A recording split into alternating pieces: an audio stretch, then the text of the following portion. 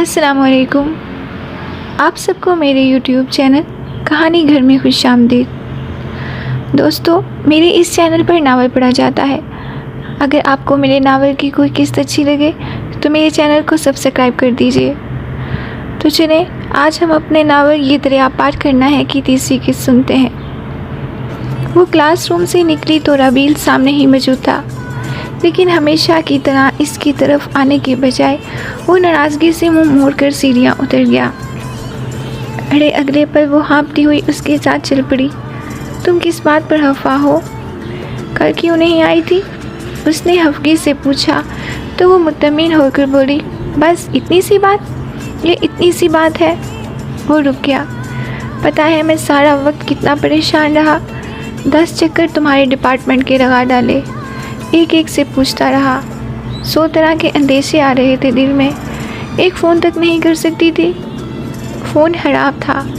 वो रूठे हुए लहजे में बोली, फ़ोन खराब था? वो उसकी नकल उतार कर पूछने लगा, क्यों नहीं आई थी ये बताओ? हम समीर भाई के ससुराल गए थे।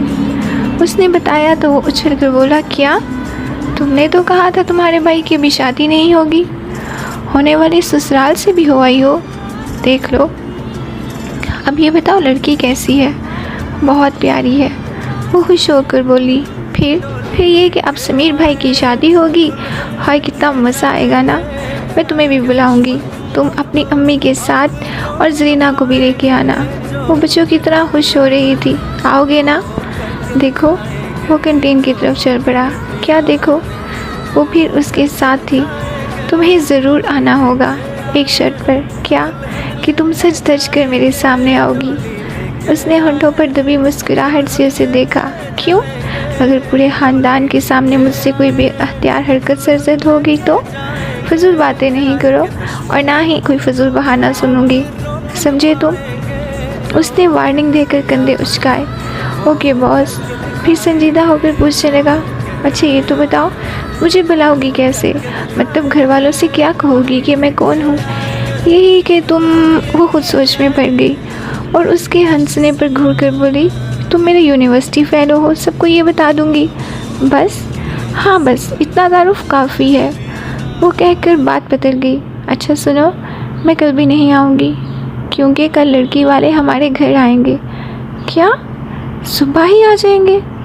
वो रुक कर पूछने लगा, अरे बाबा जब भी आएँ, बहरहाल मैं कल नहीं आऊँगी क्योंकि सारे घर की सफाई करनी है, खाना बनाना है और पता नहीं क्या क्या काम करने होंगे।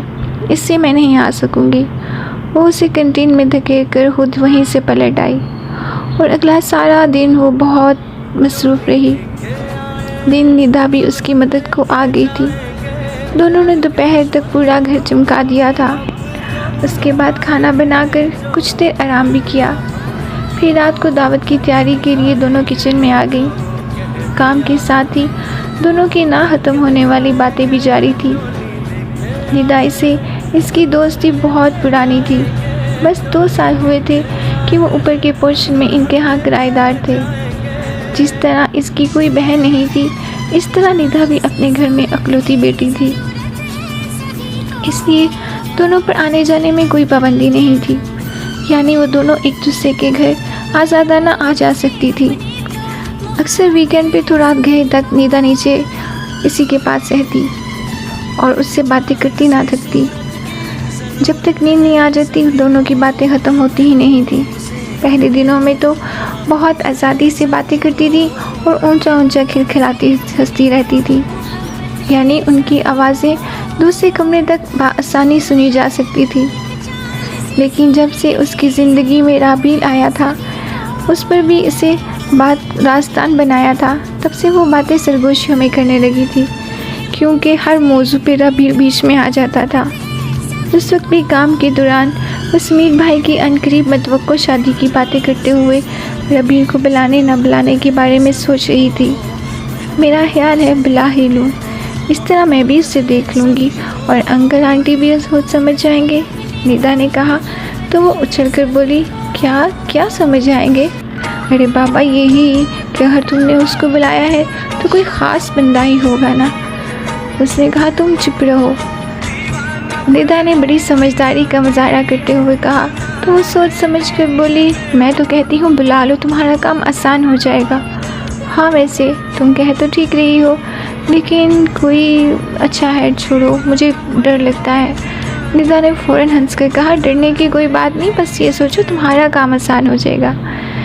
ओके, लेकिन अगर मगर नहीं करो, बल्कि पूरी तरह मेरी बात से मुत्तफिक हो जाओ। उसके साथ ही वो खासी पुरजोश हो गई और मेहमानों के सामने भी वो ना सिर्फ एक्टिंग बल्कि खिलखिलाती रही, क्योंकि पहले मरहले पर ही जब वो चाय लेकर कमरे में गई तभी उसने सुन लिया था कि फरहाना की अम्मी ने इस रिश्ते से हामी भर ली। इसलिए उनकी खातिरदारी में उसने कोई कसर नहीं छोड़ी थी। निदा जो मेहमानों के आते ही अपने घर चली गई थी, इसके जाते ही इसी खुशखबरी सुनाने के लिए वो दो सीढ़ियाँ फांकते हुए ऊपर चली गई। निदा कहाँ हो तुम? मैं यहाँ हूँ। सच? निदा भागकर उससे लिपट गई। तुम्हें पता है भाई की हाँ हो गई? क्या वाकई? वो आंटी जो सामने उसकी अम्मी बैठी थी वो भी पूछने लगी, इतना खुश क्यों हो? आंटी, वो मेरे भाई की हाँ हो गई, अब मेरे भाई की शादी होने वाली है। वो इसी तरह सीढ़ियाँ फलांगती हुई ऊपर नीचे आ जा रही थी। तो आंटी ने उससे पूछा कि ये बताओ शादी कब है? ओहो, ये तो मैं अम्मी से पूछना ही भूल गई, रुक जाए मैं पूछ के बताती हूँ। वो फिर सीढ़ियाँ फलांगती हुई नीचे आई और आकर बोली, अम्मी कहने लगी, ये क्या तरीका है सीढ़ियाँ उतरने का, आराम से नहीं चल सकती? अम्मी, अभी तो मैं बिल्कुल अपने हवासों में नहीं हूँ, मैं खुशी से पागल हो रही हूँ। उसने खिलखिलाते हुए अम्मी के गले में बाहें डाल दी, लेकिन उसके साथ बैठे ही जब उनके चेहरे पर नज़र पड़ी तो कुछ ठटक गई। क्या बात है अम्मी, आप खुश नहीं हैं? क्यों नहीं? अम्मी के ढीले ढाले अंदाज ने उसे मज़ीद चौंका दिया। आप कुछ छुपा रही हैं मुझसे? छुपाने की कोई बात नहीं है, असल में उन्होंने बदले में तुम्हें मांगा है। अम्मी ने बताया तो उसकी सारी खुशी जोश में रुखसत हो गया। क्या? क्यों? मेरा मतलब है आप साफ मना कर दें। वो उनके गले से बाहें निकाल कर नज़र चुराते हुए बोली। तो अम्मी क्योंकि उसकी तरफ नहीं देख रही थी इसलिए समझ नहीं पाई। साफ मना क्यों करें? पहले लड़का देखेंगे। समीर तो उसकी बहुत तारीफ़ कर रहा था कि माशाल्लाह बहुत अच्छा पढ़ा लिखा लड़का है, कारोबारी है। अम्मी ने कहा तो वो परेशान हो गई। इससे क्या होता है? लो, शादी के लिए यही सब तो देखा जाता है। अम्मी ने ज़ोर देकर कहा तो वो भी उसी अंदाज में बोली, हाँ लेकिन बदले वाली बात मुझे पसंद नहीं आई। ये क्या बात हुई? मुझे भी यही बात कुछ खटक रही है। बहरहाल हमें कल बुलाया है उन्होंने, तुम्हारे अब्बू से मिलने के बाद ही कोई फ़ैसला करेंगे। अम्मी बात ख़त्म करके उठ खड़ी हुई और वो बेअख्तियार उनका हाथ थाम कर बोली, अम्मी मुझे भी शादी नहीं करना, मेरा मतलब है मैं अभी पढ़ रही हूँ। अम्मी इसकी पहली बात पर ठटक गई, लेकिन फिर दूसरी बात पर थोड़ा सा मुतमिन होकर बोली, हाँ तुम पढ़ लो। अंदाज टालने वाला था जिससे वो झंझला कर कुछ कहना चाहती थी कि अब्बू को आते ही देखकर खामोश हो गई। लेकिन मैं खामोश नहीं रहूँगी, उसने सबसे आखिर में बात सोची थी। फिर तमाम रात परेशान कुन सोचों में गुजर गई। सुबह के करीब वो खुद को हिम्मत दिलाते लहराते सोई और फिर दोपहर तक उठी थी। आज तुम्हें यूनिवर्सिटी नहीं जाना था?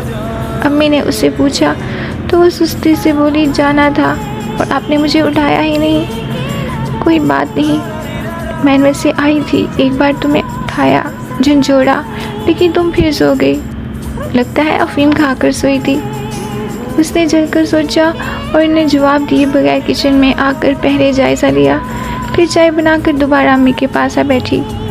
बेड पर रखे उनके कपड़ों को देखकर अनजान बनकर पूछने लगी, आप कहाँ जा रही हैं? तुम्हारे ससुराल। आज रात खाने पर बुलाया है उन्होंने। अम्मी के मुंह से बेसाता ही तुम्हारे ससुराल निकला, जिस पर वो उछल पड़ी। मेरा ससुराल कहाँ से आ गया? हो भी सकता है क्योंकि आज हम लड़का देखेंगे, अम्मी ने कहा तो उसके होंठ भींच कर दबाकर परेशान हो गई। फिर पहले चाय पी, उसके बाद बहुत संभल कर इनसे मुखातिब होकर बोली, अम्मी आपको लड़का देखने की कोई ज़रूरत नहीं है। क्या मतलब? अम्मी ने चौंक कर उसे देखा। और मैं आपको बताना चाहती हूँ कि राबीर। वो इस कदर कहकर सर झुका गई तो अम्मी कुछ देर इसके झुके हुए सर को देखती रही।